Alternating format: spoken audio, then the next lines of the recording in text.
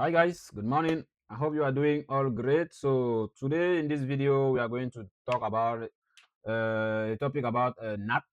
So in this video we'll be talking about SNAT, DNAT, virtual IPs, and port address translation. So in this video we are not going to do as usual I'm not going to do as usual like doing the theoretical part before proceeding with the practical part.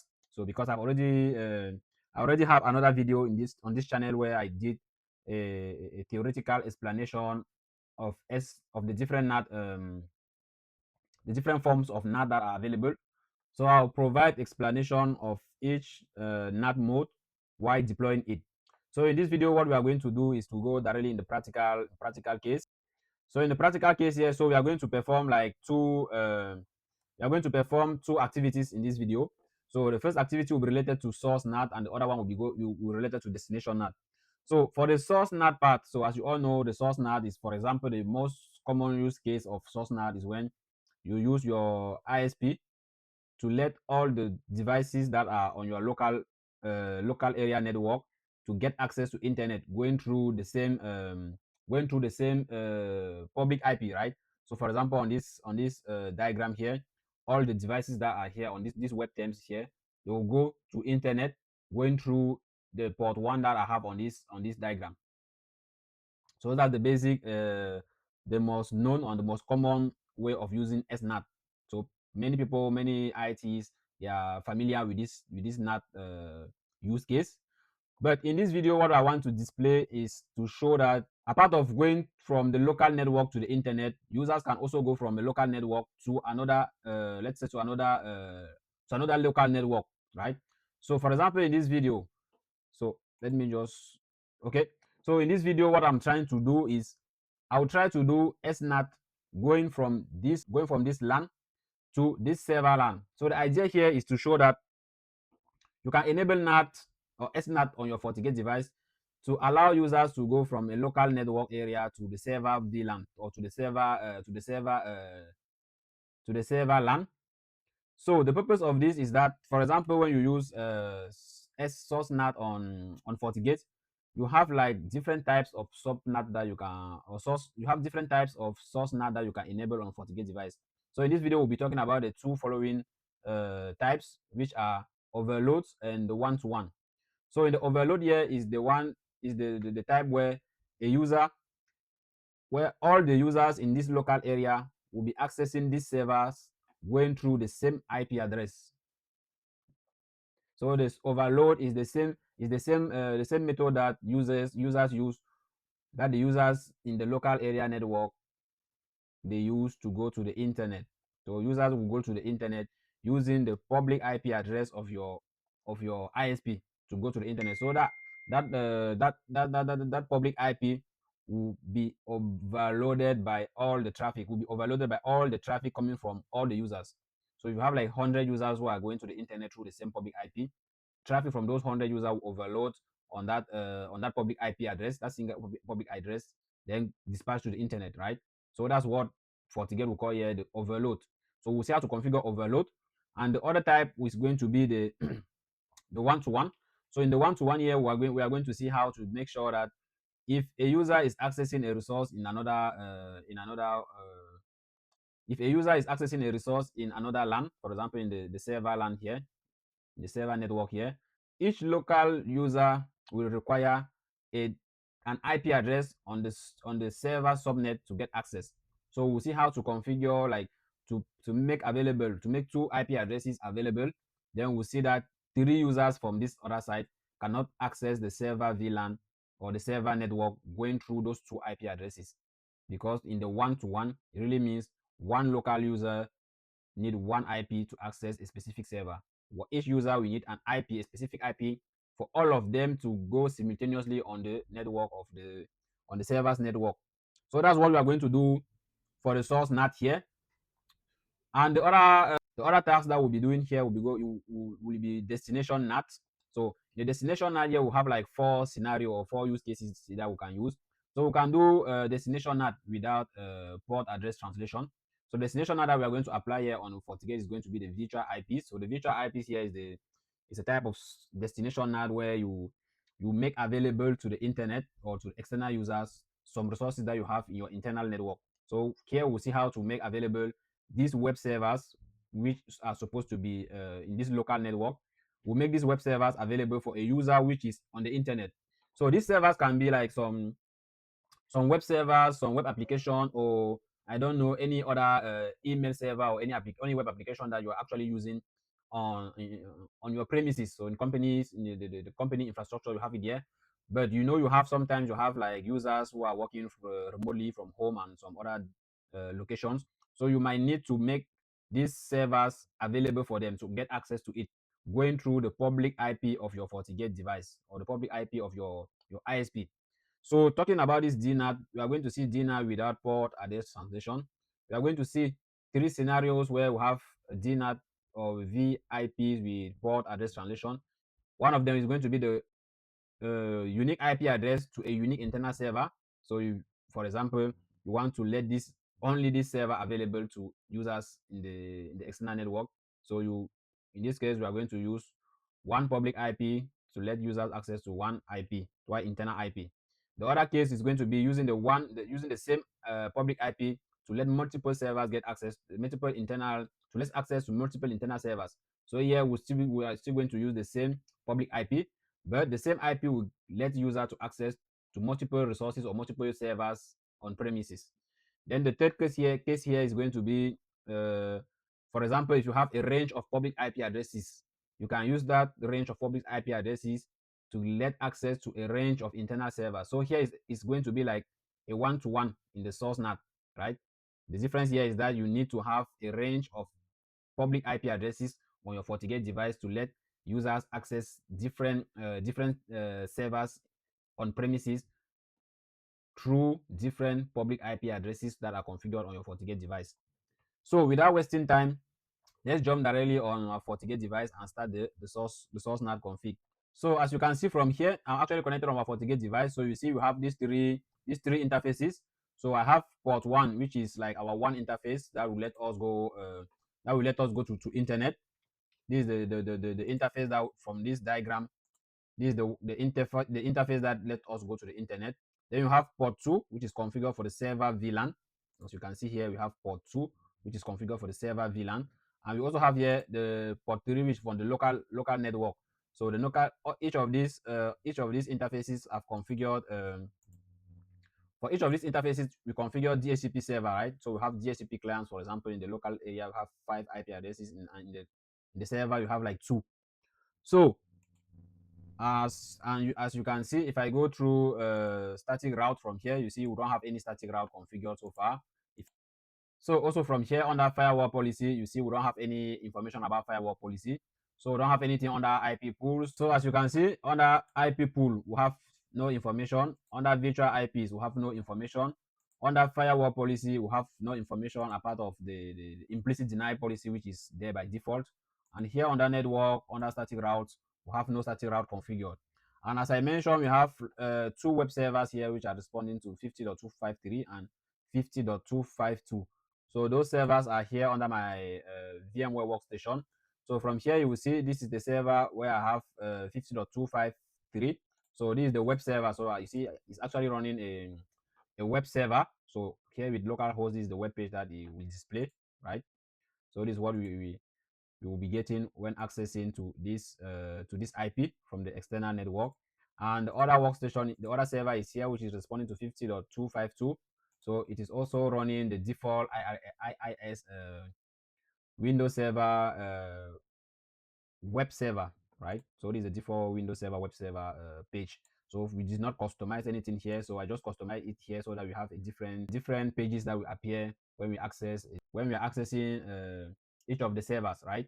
So those are the 2 servers so far. So as I mentioned from here, what we are trying to do is we are going to perform SNAT. So the SNAT will be going, we want to let the users from this local network here to access to these servers here, right? To access to these servers here. So first thing that we need to do, as I mentioned here, we're going to use the source NAT with the overload. So when you are creating source NAT, so let's jump on the FortiGate device now. So when you are creating source NAT with overload, it means you will not be using. So by default, if for example I wanted to enable those devices, let's say for example if I wanted to enable these devices to go to the internet, for example, if I wanted it to go to the internet, the firewall policy that I needed to create from here is to say new firewall policy. So from here I would say incoming interface, I will say okay, this is the local one. Outgoing interface is going to be port 1, which is the one interface. Then from here I will say source. If I want, I will say source. From here I will say okay, port 3 object. Where is port 3? I don't have port. Okay, yeah, port 3 here. Then destination, let's say for example destination I wanted to go with all, for example. So from here what I will need to do, also take services. From here I will say I will go with all services, all. So from here what will be done if I need to let those workstations to go to internet is that I'm going to use the NAT here with the default option, which is use outgoing interface address. Use outgoing interface address. This means for my diagram here, I will be letting this interface as the outgoing interface address, so that all the traffic that goes from here, that comes from here, will go through this interface. So that would be like, as I mentioned previously, will be some type or some kind of overload, right? All the traffic will be overloading on this IP.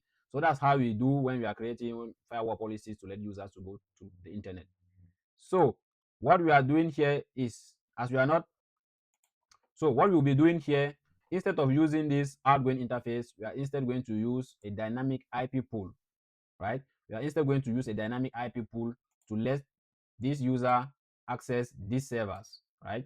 Because from the dynamic pool, we will have like some options where we can configure, for example, overload, we can configure one-to-one. So we have these steps that we can configure only if we go through the dynamic pool. So talking about the dynamic pool, let's go directly here. So dynamic pool is under policy and objects. So from here you see dynamic pool. So from here I'll create a new pool. So let's say for example want to access let's say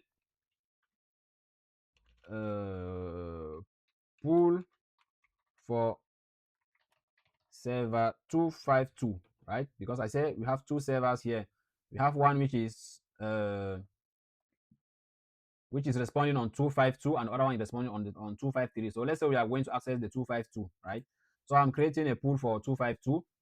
So here the type of IP pool that I want to create. So as I was mentioning previously, you have like 4 types here: overload, one-to-one, port fixed range, and per block allocation. So in this video, we are talking about these two for now. So here I'm going with overload. I've already explained the idea behind overload. So the overload here, what I'm going to use, as I said, the overload, this is going to be the typical way, like the same way we do when we are going to the internet, but this time we are using this other interface here as the external interface, right? So this is going to be the external interface. So it's going to be 192.168.50.1, right? So this is going to be the external IP. And as you can see from here, they already mentioned external IP range. So let's say, for example, if I go 192.168.50.1, you see, you don't have an option to create a single IP address when using dynamic pool. So by the time you mention you are going to use a dynamic pool, immediately it means you have at least 2 IP addresses that you can use, right? It means you have at least 2 IP addresses that you want to use. So from here, what I'm going to do is, okay, because before I go with it, so the advantage of using IP pool is that will leverage, and so there will not be much traffic on a single IP, or let's say on a single IP address. So the idea behind the IP pool is that rather than using only one IP to get access to this range of servers here, we better it is preferable that we use a pool. If we have a pool of IPs, this means, for example, here I'll be using a pool of IP addresses from, let's say, 192.168.50.2. Let's say I have this pool of IP from .60.2 to .50. Maybe .10, for example. Let's say this is the IP pool that I've reserved to let the users from here to get access to the server's VLAN here, or the server's network. So this means if there is, for example, let's say, for example, if I put, let's go here. Let's say if I go, for example, I go like from 2 to 192.168.50. Let's say, for example, .5, for example. So in this pool, you have like how many addresses? 2, 3, 4, 5. So in this pool, we have exactly 4 IP addresses, right? We have 4 IP addresses. So for now, as you see, we have 4 IP addresses and we have four users here. So what I'm going to do so far is I'm going to reduce this pool and set it. For example, I'm going to 50.2 to 50.3, right? Let's say, for example, I have just these 2 IP addresses that I want the users to use when they are going from this network to this other one. So the idea here is that if all these 4 workstations are sending requests at the same time, then the request will go through the 2 IP addresses that will be used here in the pool. So that makes the traffic to be shared on the 2 IP addresses. Let's say, for example, two workstations will be sending their traffic to one of the address. The 2 others will be sending their traffic also to the other IP. So this will make the traffic to be more fluid and more fluent, and there will be no like this will help the users get quicker access to the servers, right? So they'll have a better connection to the servers, right? So let's just try that for now. So I'm going with these 2 IP addresses, 50.2 and 50.3. So I'll say okay from here. So from here, what I'm going to do is I'm going to create now a firewall policy. So as you can see so far, let me just try from here. Let me just connect on one of the workstations. So from here, let me just check IP addressing. So if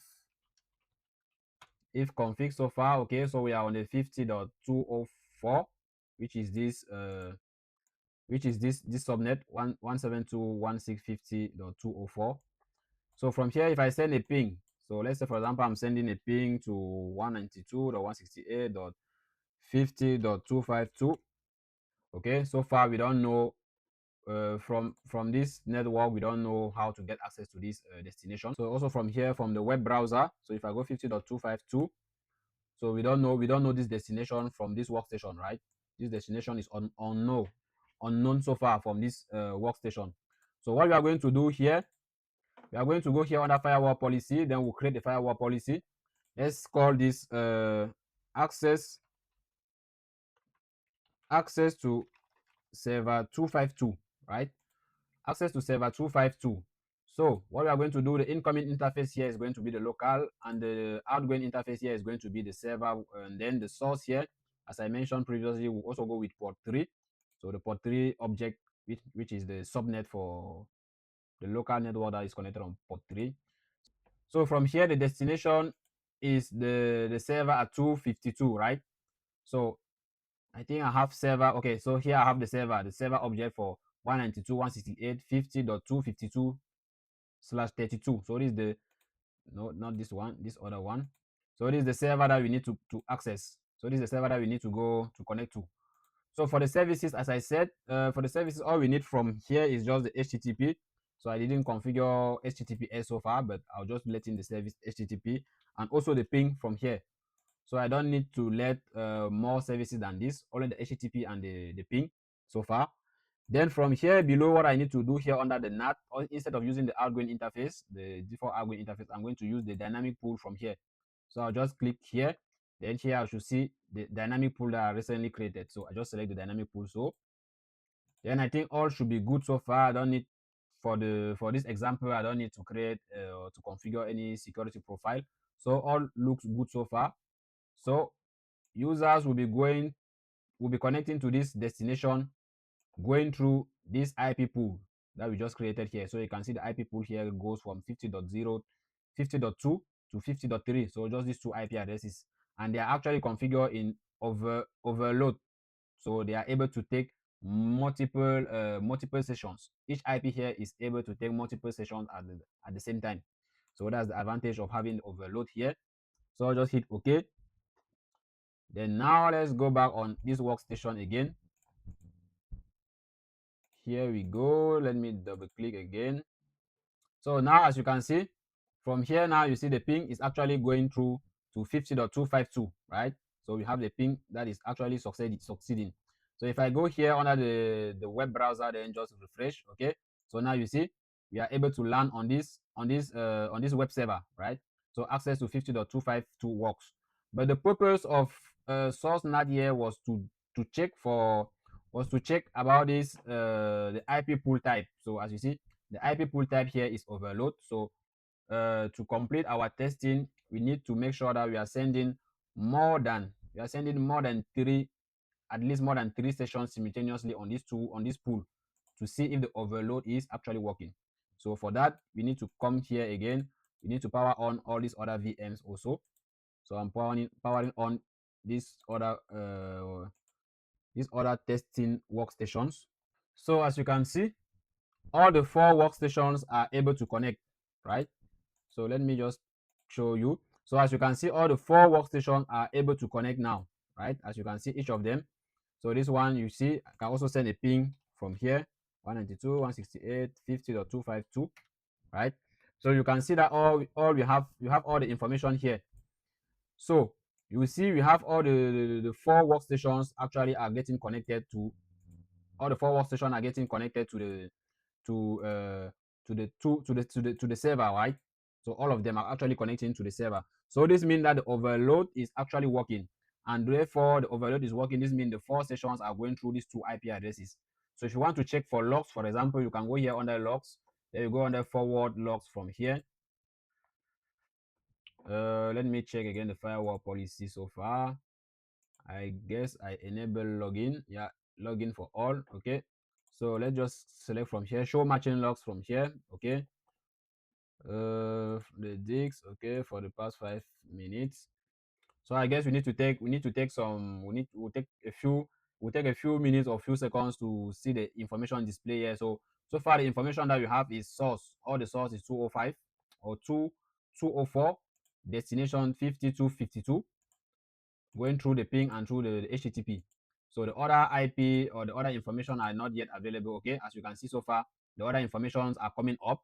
So you also have the same request from 202 and from 203. So have now 202, 203, 204 with the ping request. So the logs are still being captured by the FortiGate device. Okay, so also have here 2.1. So have now for ping request we have 2.1, 2.2, 2.3, and 2.4. So the four workstations are actually sending ping requests, right? Ping requests to this destination. So if I can double click here, let me check to see from which interface. Okay, so you can see that, for example, this packet that comes from 201 50.201 here, it is going through NAT IP 50.3. So remember the NAT IP that we gave 50.2 and 50.3. So this packet is going through the 50.3 in that IP pool. So let's check for the other one. This also is going through the 50.3. What about this? Okay, you have this other one which is going now through the 50.2, and this other one also is going on the 50.2. So you see, it is doing exactly like what I say, like sharing the traffic, right? It is actually sharing the traffic like two workstations are sending their traffic to one of the IP on the pool, while the other two IPs are sending their traffic to the other IP.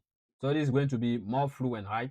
So there will not be a congestion on IP. There will not be like it will not be like one IP that is getting that is carrying all the traffic, right? So dividing the traffic and sharing it to multiple IPs. This is also interesting, right?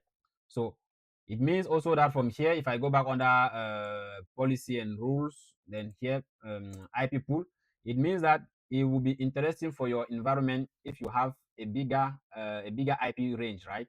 A bigger IP range here. If, for example, you have multiple workstations, so we took a case of 4 workstations, but let's say you have like 100 users, we need to 100 users that need to access the web servers in the server LAN, the server network. So to make it easy for them to access those resources, you can create a pool of IP addresses that the users are going to use to access these resources. So this is very important and very useful. Some people don't really know the existence of this IP pool feature that is available on FortiGate, but it is very useful for companies. It is very useful, for example, when you want to share traffic for like this use case that we just present so far. So that's been said. Now let's try now with the one-to-one. Okay. So for the one-to-one, I'm simply going. All I need to do is just to edit this IP pool. Then what I'll need to do is just to change the type here. So I'll switch the type now from overload to one-to-one. So technically what is going to happen here is that, as I mentioned previously, when we are in the one-to-one scenario, this means for users in this end to get access to this network, each user will need to go to this network through a dedicated IP. So if you have four workstations here which are actually trying to access at the same time, this is important to mention, at the same time, if they are accessing at the same time, this server, or actually we want to access this server, so all these four users will require four IPs here in a one-to-one mode, so that each of them has one IP to get to this server. So that's how the one-to-one mode works. So we are going to try it now, as we have only two here. This means normally when I hit OK, this means normally now we will have only two of those four workstations that will be able to access that server, right? So let's jump here directly and try all of this. Let's go again with this one. Okay, so I'm going with this one, then from here 192.168.50.252. okay, you have access from here. So I guess you have access from here, so I guess the ping also should be working, should be going through. Ping 192.168.50.252. okay, you see the ping is not going through, but the HTTP session is going through. Oh, was going through. Was going through. So now you can see that it is no more going through. So let's go with the second workstation here. So on the second workstation here, I'll ping 192.168.50.252. Enter. As you can see, the second workstation also is not going through, right? Here's the second workstation here, and the ping is also not going through. As you can also see here, if I refresh, you see that also from here, the second workstation is not going through with the ping, and the HTTP is also not working, same as the first workstation. So going with the third workstation so far, let's check.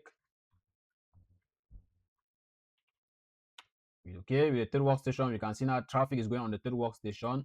Then if I just hit enter from here, okay, you have traffic here on the third workstation, right? Okay, so the third workstation is working perfectly. Okay, let's see now with the fourth workstation. Okay, so this is the fourth workstation so far. You only have like two sessions, right? So normally this also should be working, right? Okay, good. So you see this one also is working. So just let me reduce it. So this is workstation 4, this is workstation 3,